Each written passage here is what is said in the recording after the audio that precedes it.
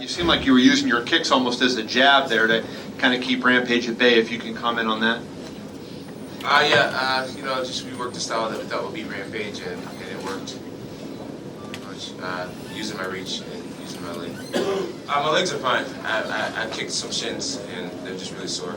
To open the fight, you had this sort of like a crouching stance, similar to what wrestlers do sometimes with the mat at the beginning of a match. What inspired you to begin the match that way, just to confuse Rampage? Yeah, I had a lot of different ideas and things that I wanted to do, and I figured that he would be his most powerful in the beginning of the fight. And I know that he can't punch down the opponent, so I try to keep my hand down. And I figured he wouldn't be able to generate too much power at such a low target. So most athletes wouldn't practice aiming so low. So I just tried that, and I was going to try to go for a fake type of shot with a fake one leg and shoot at the other leg. And it didn't work too well. But There's sometimes some booze in there mixed in. I'm just curious how you felt about your reception here tonight. It's just sports, I said it before, some people like the Colts, some people like the Patriots. So, some people like you, some people just don't. Dana and I like the Patriots. It's a good team. Mm-hmm. Big word. I'm actually a Ravens fan. Of course. Are you trying to play mind games with Rampage at some points? Like at the end of the third round, you dumped him over your head and stuff like that? No. I was just trying to finish the round strong, and show that I had a lot of energy left. So I shot in, and the bell rung. So instead of laying, falling down or looking tired, you gotta never show signs of weakness and just finish strong. So that's what we do when we run our hill sprints and everything. And the last round is supposed to be our best round. So you start in on a shot, the bell rings or whatever, you just finish strong. Kind of the same similarity to the NFL. The guy fair catches it, but the guys run up to him anyways, just to show that they were in position. That was the idea. Thanks. Sean Elliott, Fox 31 here in Denver. I got a question for John Jones. I was wondering if you had a specific strategy in place back here. If you had a specific strategy in place to stand with Rampage for the first 3 rounds and attempt to get a KO, something that he had talked about your power. And I was wondering if the plan was, if you did not get that KO in the first 3 rounds, if your plan was to take him down and sub him in those championship rounds. No, that wasn't the plan. I definitely wanted to finish the fight. It was a goal of mine. Basically, our strategy was to just fight long and to make each shot count. Use a lot of the low kicks to set up higher kicks and shoot straight. Rampage has knocked out some of the best in the sport, but he tends to knock them out when they're swinging hooks, and he has that shell defense. So we figured if we shot straight, our chances of landing things would be more successful. So that's why I do a lot of up kicks and a lot of straight punches, because he does the best when he's rolling off of hooks. Question for John. You mentioned this being the second time Rashad has kind of ruined your special night. You expand on that a little bit. I mean, how much can he ruin it by coming? I don't want to talk about Rashad today. Hey John, Pat Graham with the Associated Press. How you doing? Congratulations. It looked like you gave Quentin a little kiss on the cheek at the end there, and does that kind of put the end to the bad blood and the beef you guys had? Yeah, I told Quentin that I admire him so much and that I respect him so much. I tried to play it off like, it was, these 2 lions, and it was 2 lions, but the truth is, I look up to him a lot. I've been watching him for a long time, and that first press conference me and him had, he kind of killed me. He was making all the jokes, and I was just like, I didn't know what to do. I was kind of sitting across from somebody I really looked up to. Then I realized and evaluated that situation and realized that I didn't want to be a victim again, and I would talk back. That's why I did so much talking this training camp. So yeah, I kissed him on the cheek and I just told him dude, basically I was like, I love you, dude. You're awesome and such an honor to fight you, and I'm just so glad it's over. And he was like, yeah, man, you're gonna go on and be great. And he's like, just humble yourself more and learn how to be better. And I was like, yeah, thank you for the advice. And I kind of apologized if I said anything that really hit home.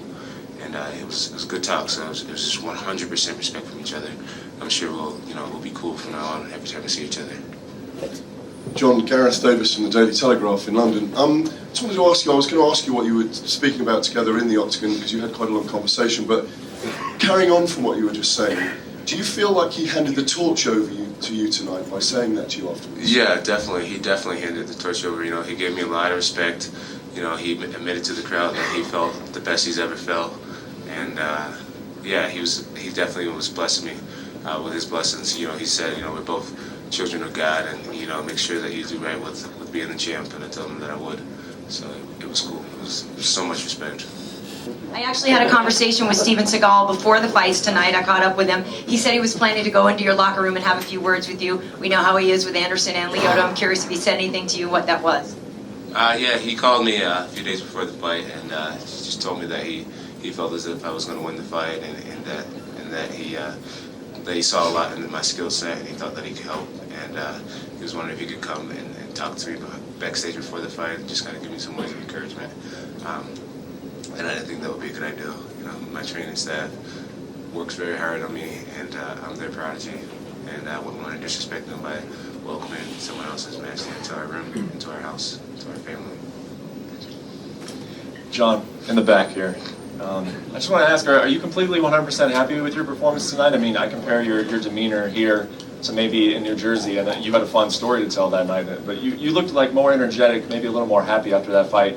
You're a little more serious. I just wonder, are you 100% happy with how things went? Yeah, I'm definitely happy.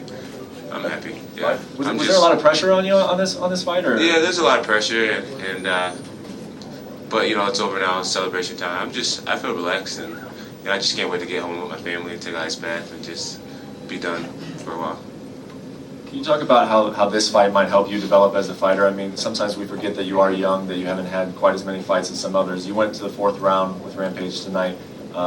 You know, you were successful. I think everybody thought you won each round, but he did have his moments. Can you talk about what this fight will do for you moving forward? Yeah, you know, it just teaches me a lot about my skill set and about things I need to work on. There's a lot of times where Rampage swung at me, and instead of defending technically, I kind of ran like a little girl. I turned my back. I was running. I did. It worked. So I need to work on my slipping and evading and comfort in the pocket. But Rampage hit so hard, man. I didn't want to try to defend technically. I just got out of the way like a smart man would. One last question for you, John. You talked about how your teammates said that he was kind of fading and that the 4th round was the round to go after him. Did you sense that as well? When did you kind of know that you had him on the ropes, so to speak? You know, each round things were starting to slow down for both of us. We were both starting to reach fatigue. We were both starting to, you know, weigh in each other. And I just felt the takedown. After the takedown, his explosiveness didn't feel very, very strong. You know, I felt like he was just like, darn it, I'm against the cage and I'm down. And I knew it was going to be hard to fight out of that position. I knew that position, it would have took a lot of energy from him to try to get out of that. And I felt it. I felt that the moment was coming where anything devastating would have been a major blow to an effort to come back. And I just took it. I got a question. Jones, what the hell was you doing in the beginning of the 1st round? I thought you were gonna come suck my toes or something. Hey man, I was kind of scared. I ain't gonna lie. I was joking. I didn't want to get hit with one of your bombs, man. I know you hit hard, so I was like, let me stay low. Man, it was kind of like James Toney versus Randy Couture. How Randy just shot in low. Man, like, this is our James Toney. I'm not about to get left hooked. What the hell is this kid doing? Man, I tried to knock his head off. But speaking of funk, I thought I could smell your feet, and I was like, yeah, you better watch out for that left foot. That fungus on there. I don't know where it came from. Not even that gangrene. Hey, were you surprised by my wrestling though? It wasn't bad.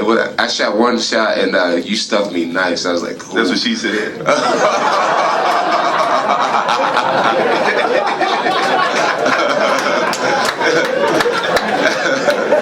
That's not. No comment. No comment.